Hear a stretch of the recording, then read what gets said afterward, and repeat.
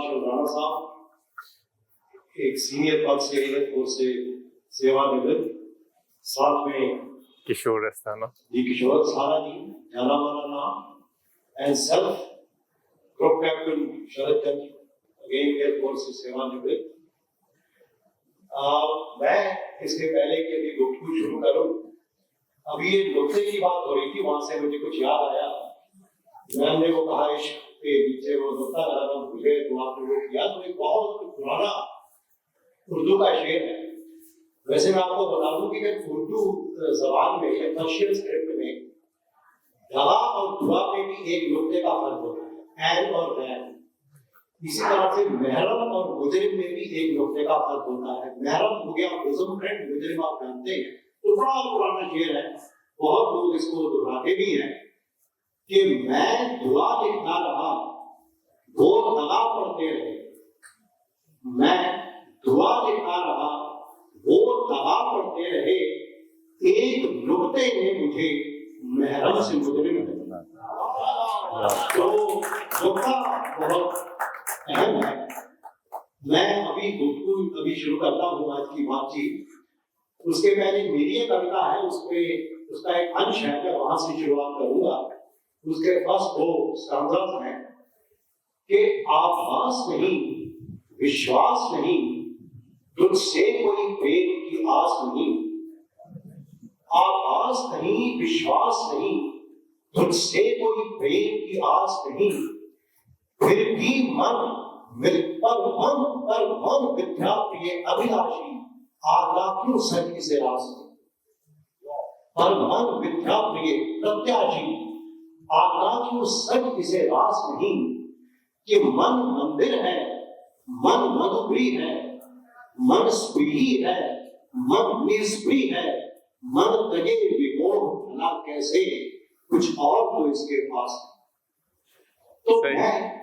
तो मैं सब पहले राणा साहब से पूछता हूं कि जो कविता है ये एक मिथ्या या सिर्फ कल्पना से या तसव्वुर से पैदा होती है, या कि स्थिति अथवा परिस्थिति जन्य है, कि बाहर के माहौल का आपकी कविता पर असर होता है, वहां से कविता पैदा होती है, इसमें क्या है?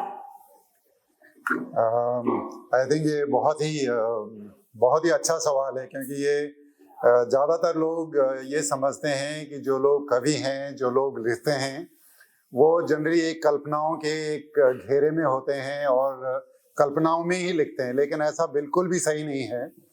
आप अगर देखें तो अगर आप वक्त पे और अरसे से आप देखते आए कविताओं को, उनको अगर आप देखें तो जो आज से 50 साल पहले जो कविताएं लिखी गई या 100 साल पहले लिखी गई या आज से 25 साल पहले लिखी गई और जो अब लिखी जाती हैं, तो वो अपने आप में एक पूरा इतिहास को परिलक्षित करती हैं। उस समय की जितनी समाज जो उस समय के जितने इश्यूज हैं वो कहीं ना कहीं उन कविताओं में परिलक्षित होते हैं। और साहित्य अपने आप में एक बहुत बड़ी सेवा होती है समाज की, ये मेरा मानना है। और जितने भी लिखने वाले होते हैं, पर्टिकुलरली जितने भी लेखक हैं, सारे संवेदनशील होते हैं। वो मुद्दों को ज़्यादा अच्छे से पकड़ पाते हैं। अब अगर आप यहाँ चारों तरफ देखें, जितने भी ये बड़े बड़े साहित्यकारों के कोट्स लगे हैं, तो इनमें आप देखेंगे कि अगर आप उनको ध्यान से पढ़ें तो ये उस समय की उस सामयिकता की बारे में आपको बताएंगे कि उस समय जो एक सोच है समाज की या उस समय के लोगों की ये सोच है, वो परिलक्षित होती है। तो हालांकि ऐसा नहीं है कि वो सिर्फ समाज के इश्यूज के बारे में ही लिखें, लेकिन कई बार होता है कि वो अपने जो उनका अपना आईना होता है, जो आईने में वो खुद को देखते हैं, उसमें उनका अपना दर्द हो सकता है, उसमें उनकी अपनी भावनाएं हो सकती हैं, उनमें कुछ रिश्तों का गुबार हो सकता है।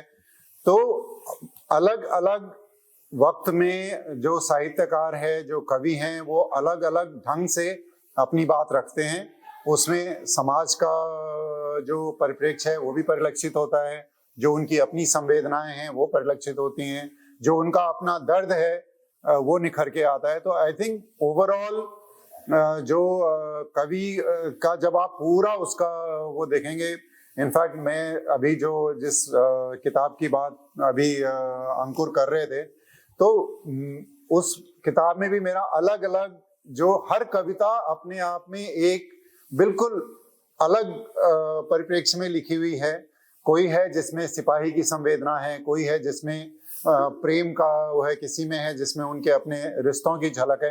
तो हर तरह का एक सामंजस्य बिठाना आई थिंक वो कवि की एक अपनी कला होती है और वही उसमें परिलक्षित होता है। एक I just wanted to add one thing, ये जो अभी मास्टर साहब ने कहा बिल्कुल सही है, लेकिन जो स्पिरिचुअल पोएट्री होती है that is not dependent on the time and place and culture. वो अंदर से गुबार उठता है, अपने आप वर्ड्स आते रहते हैं और खुद मिल के कविता बन जाती है। बिल्कुल। साहब मैं आपसे एक सवाल पूछना चाहता हूँ। आपने बड़ा अच्छा स्पिरिचुअल पोएट्री की भी बात करी। ये पूछना चाहता हूँ कि हम देखते हैं कि वक्तन फवक्तन जो साहित्य है in general, poetry not an exception, वो उस समय की सामयिक घटनाओं से और उस समय सामयिक रुझान से प्रभावित होती है, राजनीतिक तौर पर भी और सामाजिक तौर पर। जिस तरह से जब सामने वाला का बोलबाला था, उस समय आपने देखा होगा कि लेफ्टिस्ट पोएट्री बहुत ज्यादा की गई, हर लैंग्वेज में की गई। तो उसका असर पोएट्री के ऊपर कितना है और क्या वो असर सही है, वो स्वाभाविक है, वो अपरिहार्य है? तो अगर अपरिहार्य है तब तो शायद कुछ नहीं कर सकता, लेकिन अगर परिहार्य है तो क्या शायद को उससे मुतासिर होना चाहिए, क्या उसको रॉक के साथ रहना चाहिए, या फिर उसको फिर भी अपना एक अलग रास्ता चलते चले रहना चाहिए? देखिए, मेरे ख्याल से ऐसा है, and now I am not speaking of spiritual poetry, तो मेरे ख्याल से ऐसा है कि शायर के पास कोई ऑप्शन नहीं होता है, he has to go by with the flow. अब जैसे वो जफर है, इतना है बदनसीब जफर, दफन के लिए 2 गज जमीन भी न मिली कूचे यार में। तो अब वो तो और कह ही क्या सकते थे, and he could not have said it in today's India, he had to say it when he was there. इसी तरह गालिब के जो शेर हैं वो बिल्कुल उन्हीं के समय की बात है, उन्हीं के वक्त की बात है, और उन्हीं के ज्योग्राफिकल उसकी, जब वो वाराणसी गए तो उन्होंने कुछ और तरह के शेर लिखे, लखनऊ पहुंचे कुछ और लिखे। तो शायर has no option in this, वो तो लिखते हैं जो आसपास आता है वही उनके मन में घुस के और कविता बन जाता है। पर जहां तक स्पिरिचुअल पोएट्री का सवाल है, तो जो रबिया अदाविया ने लिखा या जो कबीर ने लिखा या बहुतों ने लिखे हैं, they are all same throughout history, throughout culture. Rumi ने वही लिखा। बिल्कुल। ये एक देखिए, कविता में और साहित्य में कुछ होता है जो कभी नहीं बदलता। there are poetry which are ageless, there is literature which is ageless, but positively अब अगर प्रेमचंद ने जो कहानियां लिखी वो आज के संदर्भ में भी ऐसा नहीं है कि उनके मायने खो गए हैं, लेकिन उनको शायद आपको दूसरी तरह से पढ़ना पड़ेगा, उनको वो पूरे के पूरे उसी परिप्रेक्ष्य में शायद ना हो, कुछ उसमें होंगी भी, कुछ है जो इश्यू है, सोशल इश्यू है, वो आज भी वहीं का वहीं है, उसकी मायने आज भी वही हैं। लेकिन अगर आप उसको एक भौतिक तौर पर देखेंगे, उसको अगर आपने उसमें जो 2 बैलों की कथा में जो दो बैल हैं, वो शायद 2 बैल आज की दुनिया में आपको बहुत कम जगह मिले, लेकिन उसके पीछे का जो उनका नजरिया है और जो वो बात कहना चाहते हैं वो आज के संदर्भ में भी वैसे के वैसे ही है।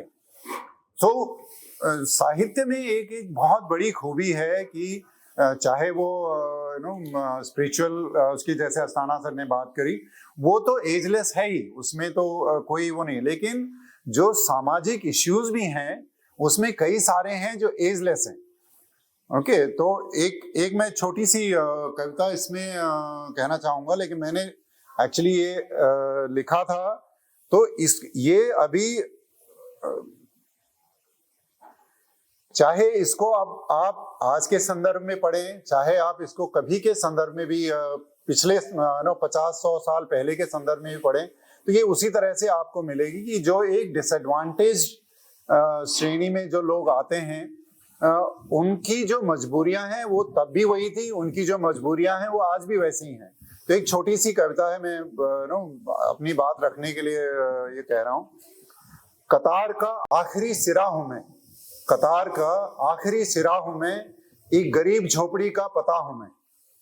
कतार का आखिरी सिरा हूं मैं, एक गरीब की झोपड़ी का पता हूं मैं। यहाँ तक आते आते थक जाते हैं सब, यहाँ तक आते आते थक जाते हैं सब, पता होते हुए भी लापता हूं मैं। बहुत तो इस बात को चाहे आपने इस डिसएडवांटेज लॉट में उसने 50 साल पहले ये बात महसूस की होगी, या आज जो यमुना के किनारे जो लोग जिन्होंने अपना बसेरा रखा है, या उनके या 100 साल आने के बाद, या अमेरिका में भी जो लोग सड़कों पे पड़े मिले, ये उनके लिए भी उतनी ही लागू है, और आज भी उतनी लागू है जितनी ये तब थी। इसको बारिशों तूफानों को पता है मगर, बारिशों तूफानों को पता है मगर, हर मौसम में उनका मेजबां हूं मैं, हर मौसमों में उनका मेजबां हूं मैं। तो उनके लिए मेरा पता कोई वो नहीं है, वो तो हर मौसम में आते हैं, मुझे तोड़ मरोड़ के चले जाते हैं, तो उनके लिए कोई वो नहीं है। दिल को मान लेता हूँ, दिन को मना लेता हूँ ये सोचकर, दिल को मना लेता हूँ ये सोचकर, दुनिया में अभी भी अकेला नहीं हूं मैं। तो ये बात चाहे वो अमेरिका की सड़कों पर जो भीख मांगता हुआ बैठा है आज की डेट में, या 50 साल पहले, या 100 साल बाद, उसके लिए भी उतना ही ये सामयिक है जितना आज है। जी, आपकी बात को कॉम्प्लीमेंट करते हुए मैं एक बात का जिक्र करूंगा। आपको मैं कई बार कहता हूँ कि जो एक अच्छी शायरी है, अच्छी पोएट्री है, वो ना सिर्फ यूनिवर्सली और इंटरनली रेलेवेंट है, बल्कि वो फ्यूचरिस्टिक भी है। जिस तरह से इसकी एक मिसाल के तौर पर एक मिर्जा गालिब का शेर है, लेकिन वो शेर उनके दीवार में नहीं, उनके दीवार में इसलिए नहीं है कि जो जब उन्होंने अपना दीवार जब शाया करना था, उसके पहले उसने अपने दीवार को एडिट करने के लिए एक वो अपने जमाने के मशहूर अदीब और दानिशवर थे मौलाना खैराबाद, मौलाना फजलुल हक खैराबादी। ये खैराबादी साहब ऐसे जावेद अख्तर साहब के परवाना थे, तो खैराबादी साहब ने वो शेर उनके दीवार में से निकाल दिया। क्यों निकाल दिया? उन्होंने कहा यार इसमें जो है ना ये सुनने में अच्छा नहीं है, क्योंकि शेर में या शायरी में ना सिर्फ बल्कि उसका मीनिंगफुल होना बड़ा जरूरी है, बल्कि उसका कर्णप्रिय होना भी बहुत जरूरी है। लेकिन वो शेर क्या है मैं आपको बताता हूँ, और फिर मैं अपनी बात से रिलेट करता हूँ। शेर है, कहाँ है तमन्ना का दूसरा कदम गालिब, कहाँ है तमन्ना का दूसरा कदम गालिब, हमने दश्ते इल्का में महज एक नक्शे पाया, हमने दश्ते इल्का में महज एक नक्शे पाया। दश्ते इल्का द स्फीयर ऑफ पॉसिबिलिटीज, कि भाई पता नहीं जब इंसान अपना दूसरा कदम स्फीयर ऑफ पॉसिबिलिटीज पे रखेगा तो कहाँ जाएगा। हमने तो इस स्फीयर ऑफ पॉसिबिलिटी में अभी तो इंसान का एक ही कदम देखा हुआ है। अब आप इसको देखिए, ये शेर लिखा गया था 19th सेंचुरी में, और आज जब हम 21st सेंचुरी के शुरुआत में है, उसके अंत की ओर बढ़ रहे हैं, तो आप देखेंगे कि ये कितना रेलेवेंट है। आज की डेट में स्फीयर ऑफ पॉसिबिलिटीज का कोई अंत ही नहीं। आप मोबाइल ले ले, आप अपनी दूसरी साइंटिफिक एडवांसमेंट्स वगैरह ले ले, सब कुछ ले। तो एक शायरी ना सिर्फ आपकी इंटरनली रेलेवेंट है, बल्कि भी फ्यूचरिस्टिक भी है। तो शायद है वो कहीं ना कहीं अपनी थर्ड आई से आने वाले वक्त में क्या होने वाला है, इस वक्त की नब्ज को पहचानते हुए ये भी जान देता है, पहचान देता है। Very true. लेकिन अब मेरा सवाल, मैं पहले आपकी ओर आऊंगा किसी और बात के ऊपर, तो वो ये था कि एक और भी कई बार हमारे जो तनकीद निगार है, जो क्रिटिक्स है, वो कई बार ये बात करते हैं दिल की शायरी है, ये दिमाग की शायरी है। जिस तरह से एक उर्दू के बड़े मौलूद तनकीद निगार हैं सूरी साहब, उनकी राय है कि मिर्जा गालिब जो हैं वो दिमाग के शायर हैं, उनके पहले मीर तकीमीर हुए, मीर तकीमीर दिल के शायर हैं, और जब रघुपति सराय खराब हुई है वो दिलो दिमाग के शायर, दिल के दिमाग के दिलो दिमाग के। आपका क्या मानना है कि क्या दिल और दिमाग की शायरी को हम सेग्रीगेट कर सकते हैं? मेरे ख्याल से तो नहीं कर सकते हैं। और देखिए, जब शेर लिखने वाले होते हैं या कविता करने वाले होते हैं, तो जो एडवर्टाइजमेंट्स में भी जो संगीत होता है या अपने हिंदी उसमें संगीत होता है, वो सब दिमाग की शायरी है। There is no question about it, चोली के पीछे क्या है एंड ऑल दैट नॉनसेंस, तो वो सब दिमाग की शायरी है। दिल की शायरी जो है वो आप देखेंगे रूमी में है, जिब्रान में है, ऐसे लोगों में वो दिल की शायरी है। पर मैं एक और चीज कहना चाहूंगा, एक different perspective on poetry and poets. ये मैंने लिखा था कि I do not write my poems emerging from my heart. My poems write me word for word, line by line, and in their work you can see who I am, a picture clearer than any artist or camera could have captured. Recognize me not by the form you see with your eyes, but from my words born in my very core. ये मैंने लिखा था। अब इसके मैं उदाहरण देता हूँ। जैसे you are seeing me here, I am an MBA from IIM Ahmedabad, मैं बहुत कुछ ऐसे मैनेजमेंट में रहा हूँ 50-60 साल वगैरह वगैरह, but this is not who I am. अब I will tell you one of my poems and then you will probably see me as somebody different. मैं भैरव, साधारण सा मानस था कि घेरे बैठी माया भैरव, नीलकंठ बाराती बन चिलम पी मंडराया भैरव, रंग बिरंगे जग का सपना पाया माया साया भैरव, झूमा दो आंखें मीचे तीजे में भाया भैरव, डमरू की डगडग सुन पागल डगमगाया भैरव, नया पुराना टूटा सारा खंडहर भी ढाया भैरव, भक्ति भाव में भैरव भैरव भज भागा बोराया भैरव, तन मन भूला सब जन भूला छोड़ छोड़ छाया भैरव, बन गंगा जल निश्चल निर्मल बाबा केश समाया भैरव, धूनी की चिंगारी बन सारा जग जलाया भैरव, कुंडल में कुंडलनी पाई नाग रूप थी काया भैरव, अपने तांडव में जग पार मनमार भैरव पाया भैरव, शांत चित भीतर अपने कैलाश समझ आया भैरव, मूर्ख है जो खोजे इधर उधर पराया Bhairav.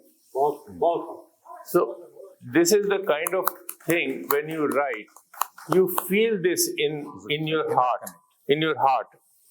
and you know, this kind of feeling when it appears, I'll take the liberty of a very small poem which is, you know, इस type की feelings होती हैं। An angel passed over me as I slept, and I dreamt a dream divine. The light from its halo fell on my body, and it was no longer mine. My heart was for those who cared, my arms were for those who dared, my eyes were for those who saw the helpless and the weak, and for those who could cry no more, I gave my tongue to speak. And so on the glow spread, till on everything it did shine. At that moment I was the world, and the world was mine. मैं राणा साहब के पास जाने से पहले दिल दिमाग की बात हो रही है, तो आपकी इजाजत हो तो एक मेरा छोटी सी कविता मेरी है, बहुत ही छोटी है, वो मैं कहूँगा क्योंकि उसमें मन मस्तिष्क और अब आप देखेंगे mind, brain, heart and soul, कवि के मन में विचार होता है, वो किस तरह से इन चीजों को अलग अलग नजरिए से देखता है।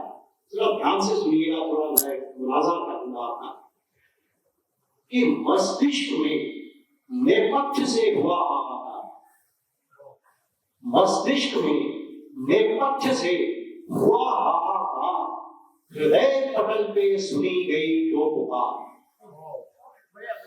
आत्मा ने पूछा कौन, बोला मन तू स्वयं, आत्मा ने पूछा कौन, बोला मन तू स्वयं, मैं तो केवल सोचता हूं, हृदय है निर्जीव, केवल धड़कता है।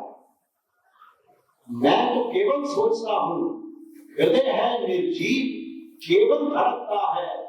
तू है जो महसूस करता, अतः अपनी व्यथा पर तू स्वयं ही होगा। सही। अब आपसे मैं कुछ सुना भी चाहूंगा आपकी कविता। आपने एक बहुत बढ़िया मुद्दा एक छेड़ा कि जो साहित्य है वो समाज के जो इश्यूज हैं उनके अलावा कुछ एजलेस इश्यूज हैं जिनको परिलक्षित करता है।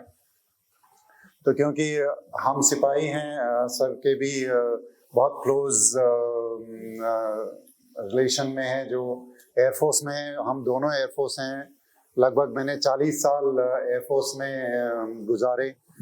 तो ये लाजमी है कि हम अपने चारों तरफ जो चीज़ें देखते हैं उनके बारे में लिखें। लेकिन जब हम उनके बारे में लिखते हैं तो वो हालांकि जैसा हम देखते हैं वैसा ही हम लिखते हैं, लेकिन कभी कभी वो चीज़ें अपने आप में फिर एजलेस हो जाती हैं। तो मैं उसी मुद्दे पे वापस आऊँगा कि मैंने सोल्जर्स पे काफ़ी लिखा कि जो सिपाहियों की मनोव्यथा होती है या जो उनकी अपनी फीलिंग्स होती हैं, बहुत कम बार ऐसा होता है कि लोग असली सिपाही को पहचान पाएं कि वो क्या सोचते हैं। तो हमारा जो ये इंटरव्यू है या जो भी ये अधूरा रहेगा अगर मैं उस सिपाही की तरफ से आपको कुछ ना बता पाऊँ कि जो सिपाही हैं वो अपने आप में उनकी जो अंतर्व्यथा होती है वो क्या होती है। तो वो आप खुद समझ जाएंगे जब मैं पढ़ूंगा। मैं सिपाही हूँ जरूर, मैं सिपाही हूँ जरूर, पर मैं भी तो हूँ। मैं सिपाही हूँ जरूर, पर मैं भी तो हूँ। एक आम इंसान जैसा मिलना चाहोगे मुझसे? मुझे लड़ना पसंद है, मुझे लड़ना पसंद है, पर मुझे लड़ाई पसंद नहीं। बहुत अच्छा। मुझे लड़ना पसंद है, बट मुझे लड़ाई पसंद नहीं। बहुत अच्छा। मुझे रक्त बहाना भी पसंद नहीं, ना अपना न दुश्मन का। मगर उतना रक्त तो बहाना है, मगर उतना रक्त तो बहाना है जितने में मेरा देश सुरक्षित रहे। मगर उतना रक्त तो बहाना है जितने में मेरा देश सुरक्षित रहे। मेरे अपने आश्वस्त रहें उससे मगर एक भी बूंद ज्यादा नहीं। यही कर्म है मेरा और मेरा धर्म भी यही। मगर उतना रक्त को बहाना है जितने में मेरा देश सुरक्षित रहे। मेरे अपने आश्वस्त रहें मगर उससे एक भी बूंद ज्यादा नहीं। यही कर्म है मेरा और मेरा धर्म भी यही। मैं भी रिश्तों में बंधा हूँ, माँ बाप भाई बहन दोस्त सखा, और मैं जानता हूँ। मैं भी रिश्तों में बंधा हूँ, माँ बाप भाई बहन दोस्त सखा, और मैं जानता हूँ मेरे सामने सीमा पार जो खड़ा है उसके भी वही रिश्ते हैं, उसके भी वही बंधन है। कोई हमारा ये संकट समझे न समझे, कोई हमारा ये संकट समझे न समझे, लेकिन हम दोनों ये समझते हैं और हम दोनों मजबूर हैं।